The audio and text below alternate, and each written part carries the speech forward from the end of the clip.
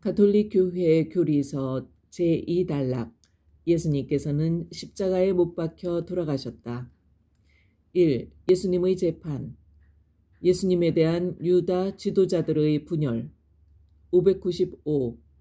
예수님에 대한 예루살렘 종교 지도자들의 의견은 오랫동안 갈라져 있었다.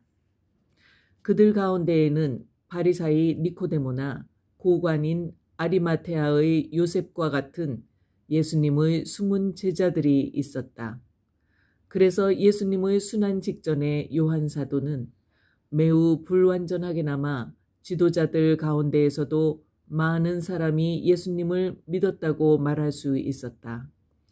성령 강림 다음 날 사제들의 큰 무리도 믿음을 받아들였고 바리사이파에 속하였다가 믿게 된 사람들도 있었다는 것은 조금도 놀랄 일이 아니다. 야고보 사도가 바오로 사도에게 유다인들 가운데서 신자가 된 이들이 수만 명이나 되는데 그들은 모두 율법을 열성으로 지키는 사람들입니다 하고 말할 수 있을 정도였다. 596. 예수님을 대하는 예루살렘 종교 지도자들의 행동은 일치하지 않았다. 바리사이들은 예수님을 따르는 사람들을 회당에서 내쫓기로 이미 합의했다. 모두 그를 믿을 것이고 또 로마인들이 와서 우리의 이 거룩한 곳과 우리 민족을 짓밟고 말 것이라고 걱정하는 사람들에게 카야파 대사제는 이렇게 예언으로 말하였다. 여러분은 아무것도 모르는군요. 온 민족이 멸망하는 것보다 한 사람이 백성을 위하여 죽는 것이 여러분에게 더 낫다는 사실을 여러분은 헤아리지 못하고 있소. 최고의회는 예수님을 하느님을 모독한 자로서 죽을 죄를 지었다고 선언했다. 그러나 그들에게는 누구를 죽일 권한이 없었으므로 예수님을 정치적 반역자로 고발하여 로마인들에게 넘겨주었다. 그러므로 예수님께서는 반란과 살인으로 고발된 바라바와 같은 처지에 놓이게 되셨다. 대사제들이 빌라도에게 예수님을 사형에 처하라고 정치적으로 위협하였다. 유다인들에게 예수님의 죽음에 대한 집단적 책임이 있는 것은 아니다. 597. 복음서의 이야기들에 나타난 예수님의 재판에 대한 역사적인 복합성을 고려할 때 오로지 하느님께서만 아시겠지만 그 주역들의 개인적 죄가 어떠하든 선동을 받은 군중들의 외침이나 성령 강림 뒤의 회개라는 호소에 포함된 일반적인 책망이 있었다 해도 그 재판의 책임을 예루살렘의 유다인 전체에게 지울 수는 없다. 예수님께서는 십자가 위에서 용서하심으로써 예루살렘의 유다인들과 나아가 그 지도자들의 무지를 인정하셨고 예수님을 따라 베드로도 그렇게 하였다. 나아가 책임 인정의 표현인 그 사람의 피에 대한 책임은 우리와 우리 자손들이 질 것이요 하는 군중의 외침을 근거로 해서 다른 시간과 공간에 속한 다른 유다인들에게까지 그 책임을 확대할 수는 없다. 교회는 제2차 바티칸 공의회에서 이렇게 천명하였다. 당시에 살고 있던 모든 유다인에게 그리스도 순환의 책임을 차별 없이 지우거나 오늘날의 유다인들에게 물을 수는 없는 일이다. 교회가 하느님의 새로운 백성임에는 틀림없으나 마치 성경의 귀결이듯이 유다인들을 하느님께 버림받고 저주받은 백성인 것처럼 표현해서는 안 된다. 모든 죄인이 그리스도 순환의 장본인이었다. 598. 교회는 그 신앙에 대한 교도권과 성인들의 증언에서 죄인들 자신이 하느님이신 구세주께서 겪으신 모든 고난의 장본인이었고 그 도구였다는 사실을 결코 잊은 적이 없다. 우리 죄가 그리스도께 미친다는 점을 생각하여 교회는 주저없이 그리스도인들이 너무나 자주 유다인들에게만 지웠던 예수님의 처형에 대한 가장 중대한 책임을 그리스도인들에게 돌린다.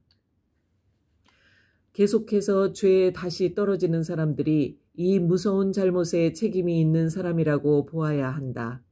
우리 주 예수 그리스도께서 십자가의 형벌을 받으신 것은 우리의 죄인 만큼 타락과 악에 빠지는 사람들은 틀림없이 마음 안에서 그들 안에 계신 하느님의 아들을 거듭 십자가에 못 박고 욕을 보이는 것이다.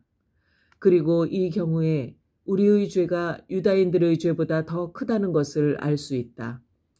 사도들의 증언대로 만일 그들이 깨달았더라면 영광의 주님을 십자가에 못 박지 않았을 것이지만 우리는 오히려 주님을 안다고 고백하기 때문이다. 그러므로 우리가 우리의 행위를 통해서 그분을 부정하면 그것은 말하자면 그분을 우리의 손으로 죽이는 것이 된다. 그리고 예수님을 십자가에 못 박은 것은 마귀들이 아니라 바로 당신이 악습과 죄를 즐김으로써 마귀들과 함께 주님을 못 박았으며 지금도 못 박고 있는 것입니다.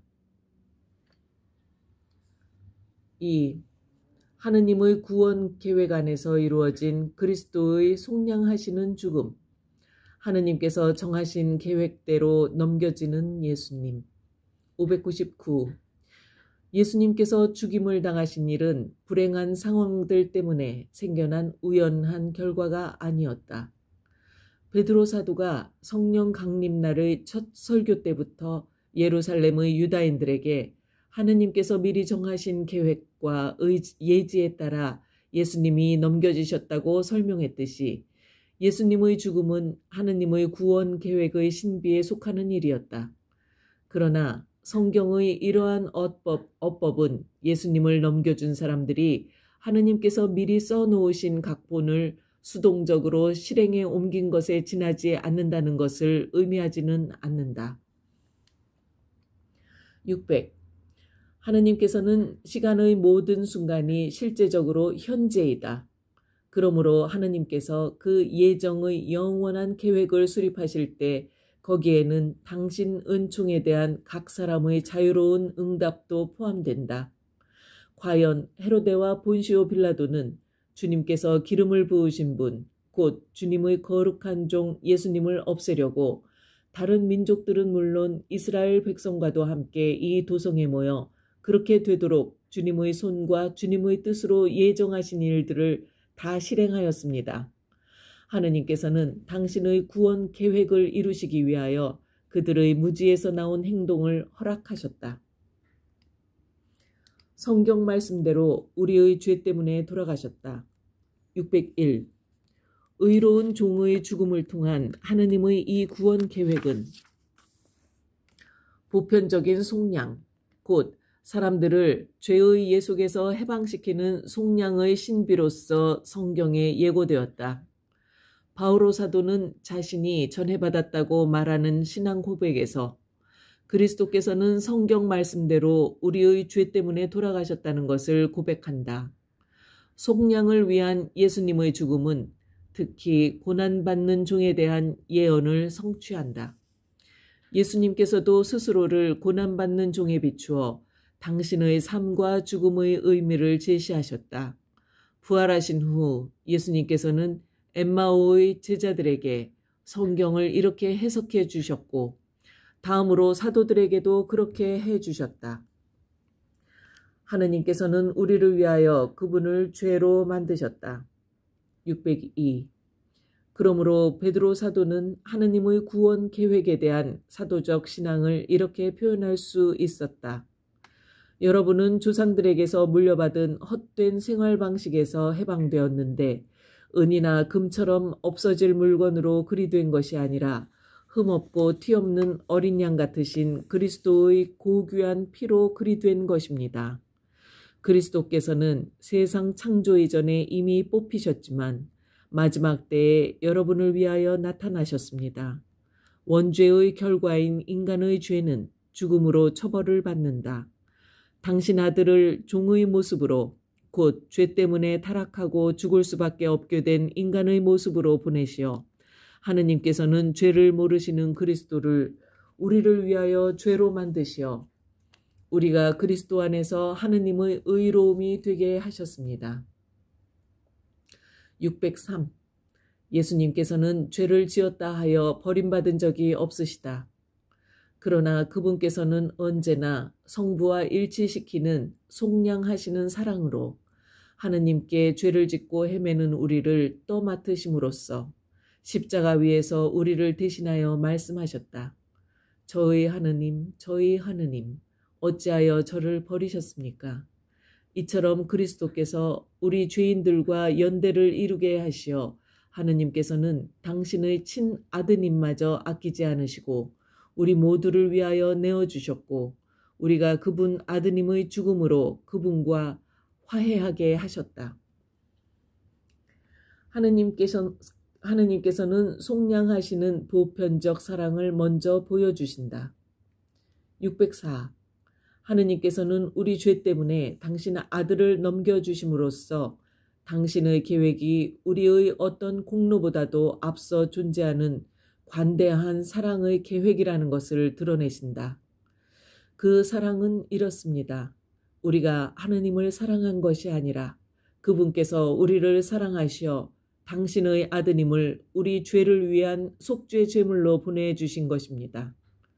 우리가 아직 죄인이었을 때에 그리스도께서 우리를 위하여 돌아가심으로써 하느님께서는 우리에 대한 당신의 사랑을 증명해 주셨습니다.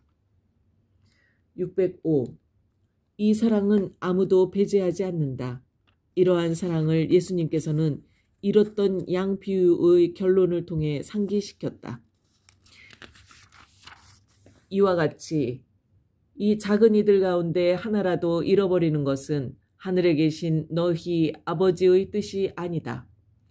예수님께서는 많은 이들의 몸값으로 자기 목숨을 바치러 오셨다고 분명히 말씀하신다. 이 많은 이들이라는 말은 무엇인가를 한정하는 말이 아니다. 이 말은 인류를 구원하기 위하여 당신을 내어주시는 구세주 오직 한 분과 인류 전체를 대비시킨다. 사도들의 뒤를 이어 교회는 그리스도께서 아무 예외 없이 모든 사람을 위하여 돌아가셨다고 가르친다.